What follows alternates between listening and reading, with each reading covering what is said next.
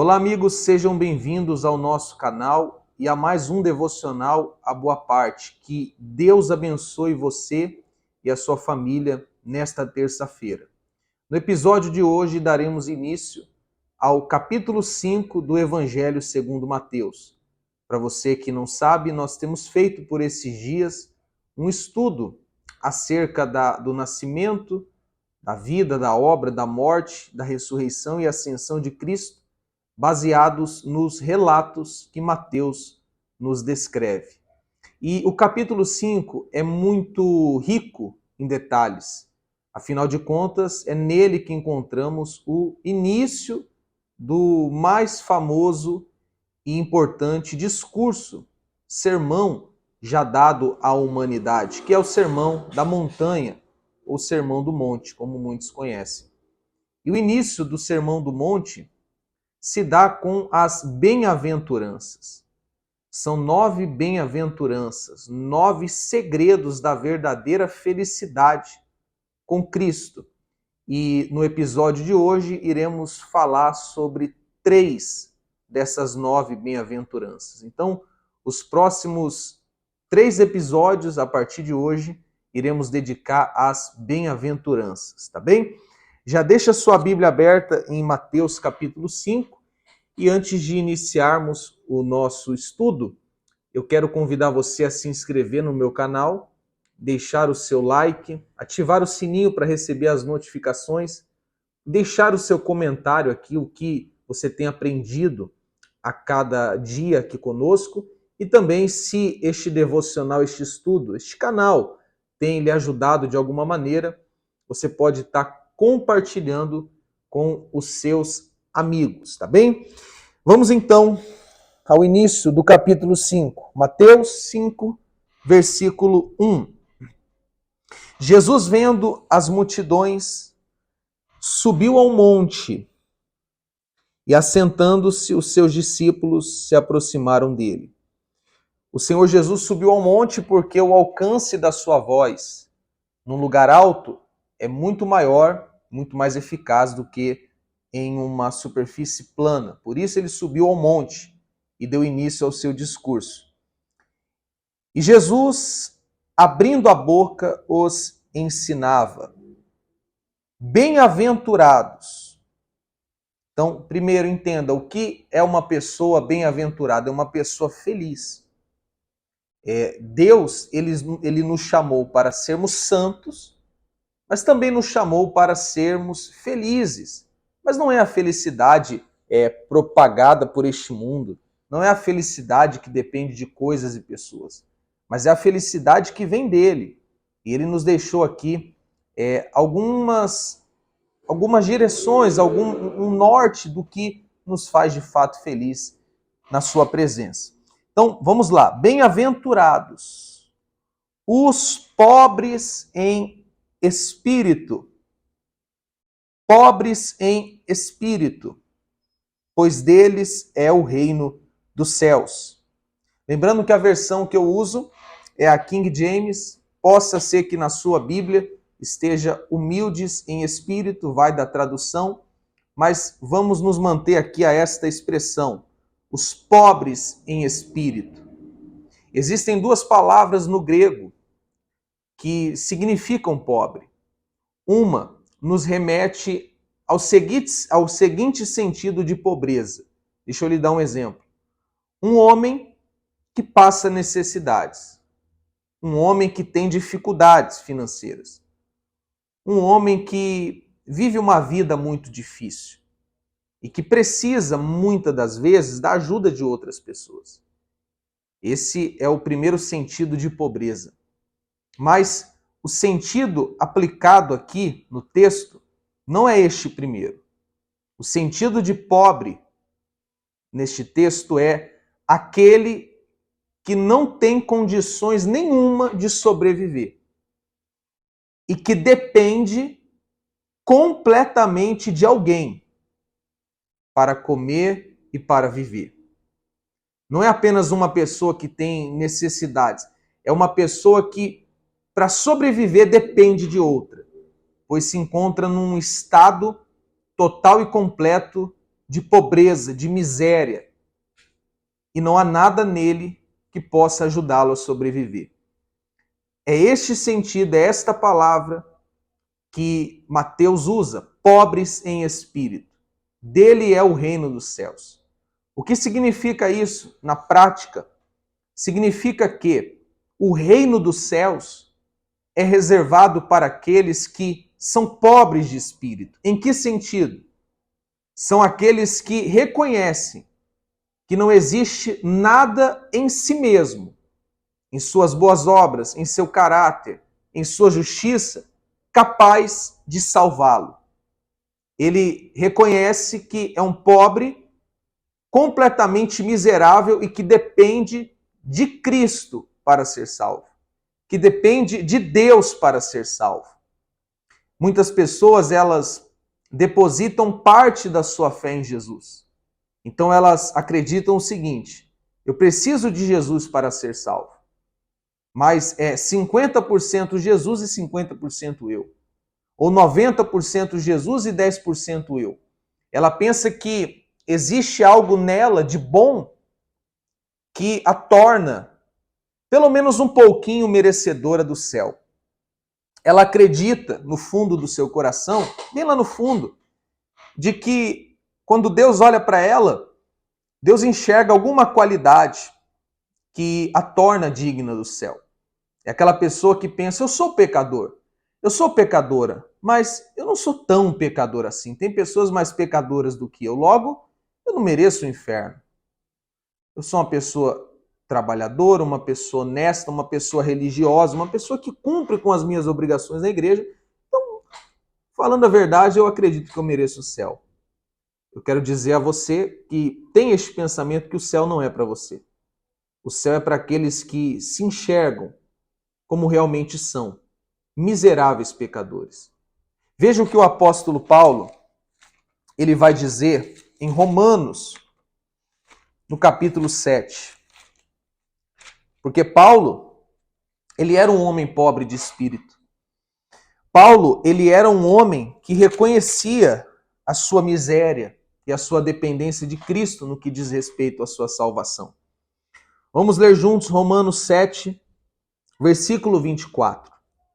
Olha o que Paulo afirma ao próprio respeito. Miserável ser humano que sou, quem me libertará deste corpo de morte? Graças a Deus por Jesus Cristo, o nosso Senhor. Paulo reconhecia que era um miserável e que, se não fosse Cristo, jamais ele poderia ser salvo. Então, você que deseja o céu, você que deseja o reino dos céus, passe a se enxergar como você realmente é. Um miserável, um pobre, alguém que depende 100% da graça de Deus para ser salvo. Tá bem? Ficou claro o que seria o pobre de espírito? Aquele que não tem nada, que não se apoia em nada no que diz respeito a si mesmo, às suas obras, mas que deposita toda a sua fé e confiança na obra que Cristo realizou por ele, reconhecendo que somente Cristo pode salvá-lo. Sem Cristo não há salvação. Vamos à segunda bem-aventurança, que é o versículo 4, Mateus 5, versículo 4. Bem-aventurados os que choram, porque serão consolados. Aqui, Mateus não está se referindo àqueles que choram por conta de um problema, porque toda vez que passamos por lutas, e principalmente pelo luto, é comum que a gente chore, é comum que a gente se entristeça, é comum que a gente sofra.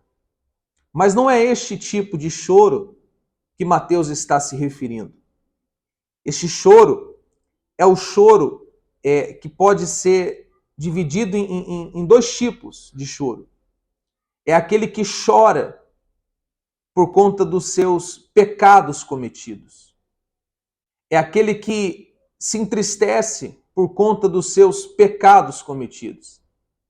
E também aquele que chora ao ver tantas pessoas perdendo a sua salvação, tantas pessoas longe de Cristo, tantas pessoas que estão morrendo, espiritualmente falando, estão sendo condenadas por não conhecer o verdadeiro evangelho. Então, os que choram, que Mateus se refere, serão consolados, são os que choram pelos seus pecados e são os que choram por ver tantas pessoas gemendo e sofrendo longe de Deus. Elas têm o desejo enorme dentro de si de levar Cristo para outras pessoas. E muito lhe dói ver alguém sem Jesus. Eu quero ler com você 2 Coríntios 7,10, para que possamos entender um pouquinho mais sobre esse choro de tristeza pelo pecado. 2 Coríntios, no capítulo 7, e versículo 10. Paulo, ele vai dizer que existem dois tipos de tristeza. Vamos ler juntos. 2 Coríntios 7, versículo 9. Vamos ler o 9. Agora, no entanto, me alegro, não porque fostes contristados, mas porque o efeito da tristeza vos levou ao arrependimento. Porquanto, segundo a sua vontade, segundo a vontade de Deus, é que fostes entristecidos, a fim de que não sofresses prejuízo algum por nossa causa. A tristeza, conforme o Senhor, não produz remorso, mas sim uma qualidade de arrependimento que conduz à salvação. Porém, a tristeza do mundo traz a morte. Então, Paulo está dizendo aqui que o cristão, o verdadeiro cristão, ele chora pelos seus pecados. Ele não chora apenas pelos seus problemas, ele chora pelos seus pecados. Infelizmente, a consciência de muitas pessoas se encontra cauterizada. A bondade de Deus já não consegue conduzi-la ao arrependimento. E a consequência disso é que ela vive uma vida promíscua, uma vida errada, uma vida distante da vontade de Deus, e ela peca de uma forma deliberada e isso já não lhe entristece mais. Você quer ver se uma pessoa, ou se você mesmo é de fato um cristão, é a reação dela quando ela comete um pecado. Porque o cristão verdadeiro sofre quando comete um pecado. Eu posso afirmar que a única situação que de fato rouba por completo a paz de um cristão é o pecado. Enquanto ele não vai até Cristo e se conserta, a tristeza do pecado consome dia e noite. E talvez você está me assistindo e essa tristeza está lhe acompanhando. Eu quero lhe dizer que isso é uma boa notícia. Pois se você está chorando pelo seu pecado, é sinal de que Deus está encontrando espaço dentro do seu coração para resgatá-lo, para produzir o arrependimento que traz a vida. E eu quero ler com você também Tiago, capítulo 4, no versículo 9. Versículo 8, Tiago 4, 8. Ainda falando desse choro, dessa tristeza. Achegai-vos a Deus, e Ele acolherá todos vós. Pecadores, limpai as vossas mãos, e vós que tendes a mente dividida pelas paixões, purificai o coração. Entristecei-vos, arrependei e chorai. Abandonai o riso fácil e pranteai. Trocai a vossa euforia pelo pesar. Humilhai-vos na presença do Senhor e Ele vos exaltará. Então, Tiago está falando que muitas pessoas estão vivendo em seus pecados, em seus delitos, de uma forma completamente natural. Já não são mais incomodadas. Pelo contrário, estão rindo, estão por aí vivendo como se nada tivesse acontecendo. Mediante o pecado, o cristão chora. E porque chora, ele é consolado. Vamos agora à terceira bem-aventurança. Mateus 5, versículo 5. Bem-aventurados os mansos, porque herdarão a terra. Veja que a terceira bem-aventurança, que tem como promessa o herdar a terra, é para os mansos. E este manso não é apenas algo da personalidade da pessoa. Ela fala calmo, ela fala manso, ela tem assim um semblante sereno, tranquilo, zen, nada tira ela do sério. Não, não é este tipo de mansidão que Mateus está falando. Eu vou resumir para você de uma forma bem simples o que é a mansidão em relação ao próximo e em relação a Deus. Primeiro, vamos entender em relação ao próximo. O que a mansidão nos leva a fazer com relação ao próximo? A pessoa que é mansa, entre o direito e a paz, o manso escolhe a paz. Vamos ver o caso, por exemplo, de Abraão e Ló. Abraão e Ló. Surgiu uma discussão, uma briga, uma guerra entre os pastores de Abraão e os pastores de Ló. Abraão, um homem manso, chega até Ló e fala assim: olha, não dá mais para vivermos assim. Escolha o lado que você quer ir.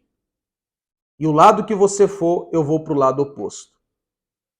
Abraão, ele tinha o direito de escolher para onde iria. Escolher a melhor parte, a melhor terra. Mas ele abriu mão desse direito e deu a Ló, porque no fundo o que Abraão queria era paz. Uma pessoa mansa, ela quer a paz, ela busca a paz com todos. O que depende dela, ela busca a paz com o próximo. E nós temos, por exemplo, aqui um exemplo de submissão total a Deus. O que é a mansidão no relacionamento com Deus? Uma pessoa mansa diante de Deus é uma pessoa que se submete totalmente a Deus. Como o próprio Abraão. Abraão, quando Deus o chamou, ele disse: eis-me aqui. A cada ordem que Deus dava a Abraão, a resposta era: eis-me aqui. Abraão tinha muitos planos, mas submeteu cada um deles aos planos de Deus. Uma pessoa mansa, ela é submissa a Deus. Ela sabe receber de Deus o sim, mas também sabe receber de Deus o não. Uma pessoa submissa a Deus confia na soberana vontade do Senhor. Uma pessoa submissa a Deus, apesar dela ter um desejo, uma vontade, um sonho, ela diz não para si mesma para agradar ao seu Senhor. E aos mansos pertencem o direito de herdar a terra. Bem-aventurados são os mansos. Tá bem? Então nós vamos parar por aqui. Amanhã nós vamos falar sobre mais 3 bem-aventuranças e assim vamos seguir no nosso estudo do Evangelho segundo Mateus. Vamos fazer uma oração para que Deus nos ajude a aplicar essas bem-aventuranças em nossas vidas. Senhor Deus e Pai, em o nome de Jesus, eu te agradeço por cada palavra que recebemos aqui neste devocional, neste estudo, nesta manhã. A mesma voz que ecoou daquela montanha ao coração de todos que estavam presentes naquele sermão, também ecoou aos nossos corações por meio deste estudo. Louvado seja o teu nome. Ó Senhor, nós nos colocamos diante de Ti como pobres, como pessoas que carecem do Senhor, que não podem ser salvas, pois reconhecem que em si mesmo não existe nenhum bem. Como disse Paulo, miserável homem sou, e eu faço das palavras dele a minha, miserável homem sou, pobre homem sou. E graças a Deus por Jesus, pois somente por meio dele eu tenho acesso à tua presença e ao céu. Pai santo e amado, só em ti há salvação. Não há salvação em mim, nas minhas obras e na minha justiça. Pois como disse Isaías, cada uma das minhas obras de justiça são como trapo de imundície. Senhor, quando pecarmos, conduza-nos com a tua bondade ao arrependimento. Contrista o nosso coração. Faze-nos chorar, Pai, como crianças, quando cometermos um pecado, para que não venhamos cair, Pai, na dureza do coração. E dai-nos esse espírito manso, para que possamos ter um relacionamento correto com o próximo e, acima de tudo, contigo. Abençoe o dia de hoje. Abençoe, Pai, a nossa vida e a nossa família e nos guie de acordo com a tua boa, perfeita e agradável vontade. E todos que concordam digam amém e graças a Deus.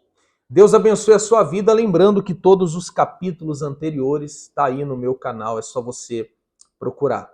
Até amanhã em mais um episódio do Estudo de Mateus no devocional A Boa Parte.